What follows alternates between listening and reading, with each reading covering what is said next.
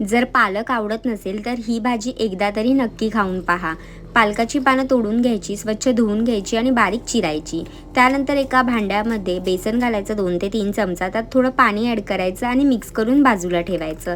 त्यानंतर फोडणीसाठी तेल घालायचं। तेल गरम झाल्यावर त्यामध्ये मोहरी, जिरं, मेथीचे दाणे, कढीपत्ता आणि हिंग घालायचा। थोडंसं तडतडल्यानंतर त्यामध्ये आलं, लसूण, हिरव्या मिरचीची पेस्ट घालायची। मिक्स झाल्याच्या नंतर हळद घालायची, ती सुद्धा मिक्स करून घ्यायची। त्यानंतर चिरलेला पालक घालायचा आणि व्यवस्थित शिजवून घ्यायचा।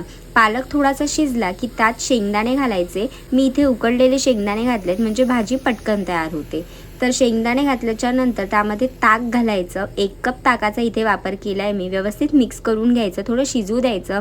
त्यानंतर त्यामध्ये चवीनुसार मीठ आणि चमचाभर साखर घालायची आणि टेस्ट छान बॅलन्स होते। त्यानंतर हे सर्व व्यवस्थित मिक्स करून घ्यायचं। 1-2 उकळ्या आल्याच्या नंतर त्यामध्ये जे आपण बाजूला ठेवलेलं बेसन होतं ते हात घालून मिक्स करून घ्यायचं। मग तयार होते ही अशी ताकातली पालकाची चमचमीत भाजी। आवडली असेल तर ट्राय करा आणि फॉलो फॉर मोर रेसिपीज।